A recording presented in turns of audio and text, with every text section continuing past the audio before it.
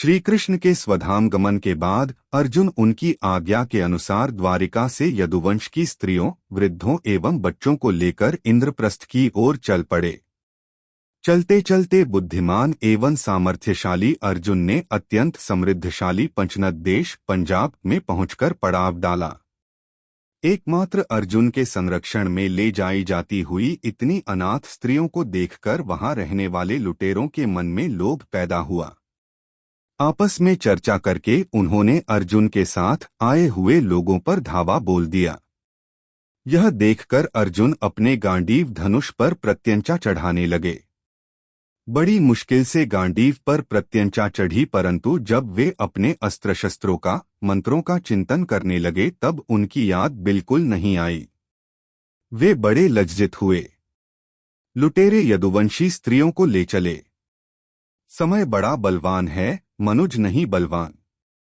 काबे अर्जुन लूटिया, वही धनुष वे ही बाण। जिस गांडीव से अर्जुन ने अनेक महारथियों को परास्त किया था, उसी गांडीव से आज वे यदुवंश की स्त्रियों की रक्षा तक न कर सके। लुटेरों से वे परास्त हो गए। अर्जुन के देखते ही देखते लुटेरे स्त्रियों को ले गए। कुछ स्त्रियों को वे जबरन ले जा रहे थे, तो कुछ स्त्रियां उनके आतंक के भय से चुपचाप स्वयं ही उनके साथ चली गईं। अर्जुन ने अपहरण से बची हुई कुछ स्त्रियों को जहां तहां बसा दिया तथा कुछ वृद्धों, बालकों एवं स्त्रियों को लेकर वे इंद्रप्रस्थ आए। इस प्रकार सबकी समयोचित व्यवस्था करके अर्जुन आंसू बहाते हुए महर्षि व्यास जी के आश्रम पर गए एवं वहां उनके दर्शन किए। अर्जुन ने वेदव्यास जी को प्रणाम किया। वेदव्यास जी ने उनकी तेजोहीन अवस्था देखकर पूछा, पार्थ, क्या तुमने रजस्वला स्त्री से समागम किया है या किसी ब्राह्मण का वध कर दिया है? कहीं तुम युद्ध में परास्त तो नहीं हो गए, क्योंकि तुम श्रीहीन से दिखाई देते हो? भरत श्रेष्ठ, तुम कभी पराजित हुए हो यह मैं नहीं जानता, फिर तुम्हारी ऐसी दशा क्यों है? पार्थ, यदि मेरे सुनने योग्य हो तो अपनी इस मलिनता का कारण मुझे शीघ्र बताओ। तब अर्जुन ने कहा, भगवान श्री कृष्ण ने अपनी लीला समेट ली है। हम उनके दर्शन करते थे, तब हमारे बाणों में बल था। हमारे कई असंभव से कार्य भी श्री कृष्ण की कृपा से सफल हो जाते थे। श्री कृष्ण मुझे छोड़कर चले गए। मैं इस संसार में उनके बिना नहीं रहना चाहता। इसके सिवा जो दूसरी घटना घटित हुई है, वह इससे भी अधिक कष्टदायक है। आप इसे सुनिए। जब मैं इस घटना का चिंतन करता हूं, तब मेरा हृदय बारंबार विदीर्ण होने लगता है। ब्राह्मण, पंजाब में लुटेरों ने मुझसे युद्ध ठानकर मेरे देखते देखते यदुवंश की हजारों स्त्रियों का अपहरण कर लिया। मैंने अपने गांडीव धनुष से उनका सामना करना चाहा, परंतु उन्हें परास्त न कर सका। मेरी भुजाओं में पहले जैसा बल था, वैसा अब नहीं रहा। महामुने, नाना प्रकार के अस्त्रों का जो मुझे ज्ञान था वह अब विलुप्त हो गया है। मेरे सभी बाण सब ओर जाकर क्षण भर में नष्ट हो गए। मेरा पराक्रम नष्ट हो गया। वेदव्यास जी बोले, कुंती कुमार, वे समस्त यदुवंशी देवताओं के अंश थे। वे देवाधिदेव श्री कृष्ण के साथ ही यहाँ आए थे और साथ ही चले गए। यही कालचक्र का प्रभाव है।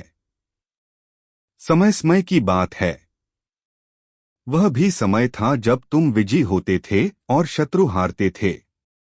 यह भी समय का ही प्रभाव है। साधारण लोगों से तुम हार गए। यदुवंशी जन ब्राह्मणों के शाप से दग्ध होकर नष्ट हुए हैं। अतः तुम उनके लिए शोक न करो। उन महामनस्वी वीरों की भवितव्यता ही ऐसी थी। तुम्हारे देखते देखते स्त्रियों का जो अपहरण हुआ है, उसमें भी एक रहस्य है। वे स्त्रियां पूर्वजन्म में अप्सराएं थीं। एक बार आत्मज्ञानी अष्टावक्र मुनि जल में खड़े खड़े अपने ब्रह्मानंद में विश्रांति पा रहे थे।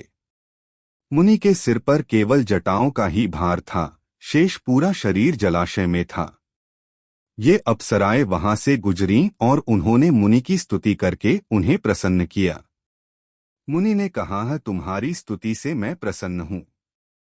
जो तुम्हें चाहिए मांग लो।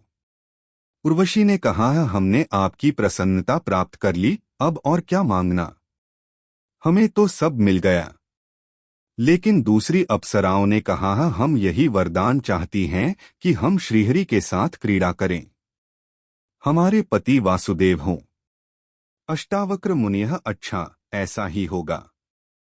ऐसा कहकर जब वे जल से बाहर निकले तो उनके शरीर के टेढ़े मेढ़े अंग देखकर अप्सराओं को हंसी आ गई। मुनीश्वर को पता चल गया कि मेरी देह को देखकर इन्हें हंसी आ रही है। वे बोले, श्री कृष्ण को तुम वरोगी, लेकिन अंत में तुम्हारी दुर्गति होगी, तुमको दस्यु ले जाएंगे। मुनि ने शाप दे दिया। अप्सराओं ने क्षमा याचना की तो प्रसन्न होकर मुनि ने कहा है, अच्छा, उसके बाद तुम्हारा देहत्याग होगा और तुम पुनः स्वर्ग में पहुंच जाओगी। मुनि के शापवश वे लुटेरों दस्युओं के हाथों पड़ी। इसीलिए अर्जुन, तुम्हारे बल का क्षय हुआ ताकि वे शाप से छुटकारा पा जाएं। अब वे अपना पूर्व रूप और स्थान पा चुकी हैं, अतः उनके लिए भी शोक करने की आवश्यकता नहीं है। जो स्नेहवश तुम्हारे रथ के आगे चलते थे, सारथी का काम करते थे, तो वे वासुदेव कोई साधारण पुरुष नहीं अपितु साक्षात चक्रगदाधारी पुरातन ऋषि चतुर्भुज नारायण थे। वे विशाल नेत्रों वाले श्री कृष्ण इस पृथ्वी का भार उतारकर शरीर त्याग करके अपने उत्तम परम धाम को जा पहुँचे हैं। पुरुष प्रवर, महाबाहु, तुमने भी भीमसेन और नकुल सहदेव की सहायता से देवताओं का महान कार्य सिद्ध किया है। कुरुश्रेष्ठ, मैं समझता हूं कि अब तुम लोगों ने अपना कर्तव्य पूर्ण कर लिया है। तुम्हें सब प्रकार से सफलता प्राप्त हो चुकी है। अब तुम्हारे परलोक गमन का समय आया है और यही तुम लोगों के लिए श्रेयस्कर है।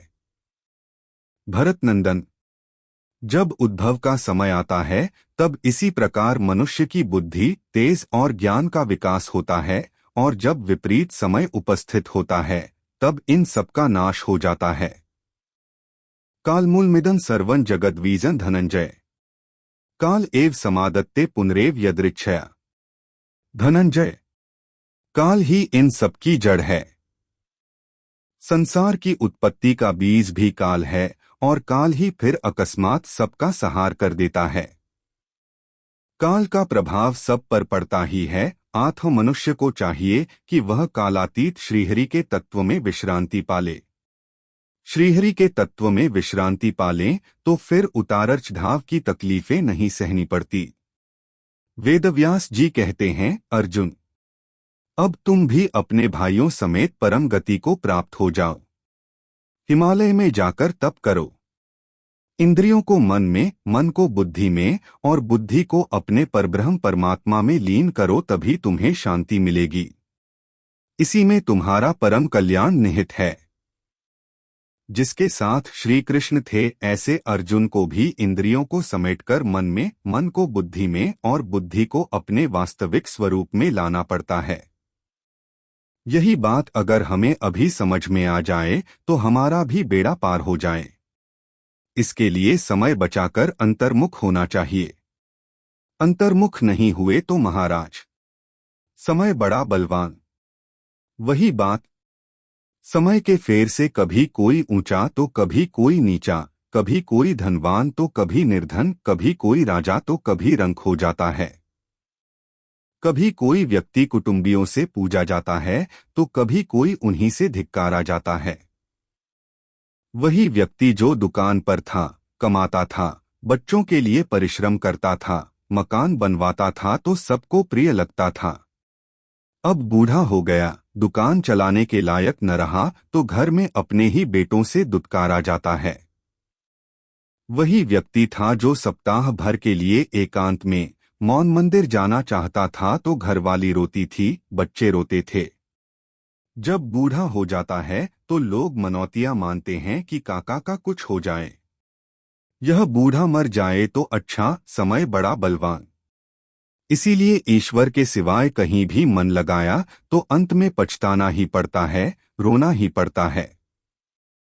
अभी जो मित्र दिखते हैं वे ही समय पाकर पराये हो जाते हैं, और जो पराये दिखते हैं वे अपने हो जाते हैं। अपना पराया यह मन और बुद्धि का धोखा है। वास्तव में अपने आत्मा परमात्मा के सिवाय कोई अपना नहीं है। जैसे नदी की धारा में सब बह जाता है, ऐसे ही समय की धारा में सब प्रवाहित हो जाता है। नदी दो पहाड़ियों के बीच से बह रही है। लकड़ियां गिरी, नदी के बहाव में मिली, थोड़ी दूर पर फिर दूसरी मिली, कोई किसी किनारे रुकी तो कोई किसी किनारे रुकी और कोई सागर में चली गईं। ऐसे ही शादी ब्याह हुआ, पति पत्नी मिले, संतति हुई, समय चलता रहा। आखिर में कोई किसी किनारे पर गया तो कोई किसी किनारे पर गया। यही तो संसार है। और क्या है? ऐसे ही मित्र मिले, पड़ोसी मिले, फिर बिछुड़े। जैसे बहती गंगा की धारा में बालू के कण मिलते हैं, पत्थर कंकड़ मिलते हैं, फिर बिछुड़ते हैं, ऐसे ही काल की धारा में कोई मिलता है तो कोई बिछुड़ता है। सब सपना हो जाता है। शिवजी कहते हैं, उमा कहूं मैं अनुभव अपना, सत हरि भजन जगत सब सपना। श्री रामचरित। इस संसार में केवल ईश्वर भजन ही सार है। कोई कहे कि हरि के जाने के बाद उनके कुल की स्त्रियों को ही लुटेरे ले गए, उनका धन छीन कर ले गए, तो ऐसे हरि का भजन करके हमें क्या फायदा होगा? नहीं, ऐसी बात नहीं है। श्री हरि का विग्रह माया में लीन हो सकता है, लेकिन श्रीहरि का तत्व तो सदैव सर्वत्र सब दिलों में विद्यमान है। उन श्रीहरि का चिंतन ध्यान करने से मन बुद्धि की चंचलता एवं बेवकूफी दूर होती है, जीव के कल्मश दूर होने लगते हैं तथा वह अपने हरिस्वरूप के निकट आने लगता है। उन श्रीहरि को सत्य समझकर अंतर्मुख होने से जीव का वास्तविक कल्याण हो जाता है। बाकी तो समय के फेर से महारथी अर्जुन जैसे भी दस्युओं से हार गए। कभी धनी निर्धन हो जाते हैं, अमीर गरीब हो जाते हैं, गरीब अमीर हो जाते हैं। श्री वशिष्ठ जी महाराज कहते हैं, हे राम जी, यह कालचक्र बड़ा विलक्षण है। जो धन मिला सो मिला, जो गया सो गया। जो मान मिला सो मिला, जो अपमान हुआ सो हुआ। जो सुखद अवस्थाएं आई सो आई और जो दुखद अवस्थाएं गईं सो गईं। समय की धारा में सब बीता जा रहा है, आत है साधक। बीते हुए पर शोक न कर। आने वाले भविष्य में बाह्य जगत में कुछ विशेष बनने की वासना न कर। वर्तमान में अपने परमात्म स्वभाव में साक्षी सच्चिदानंद ईश्वर में स्थित होना ही सब सारों का सार है। उसी के सुमिरन, उसी के आनंद, उसी के चिंतन में लगे रहो।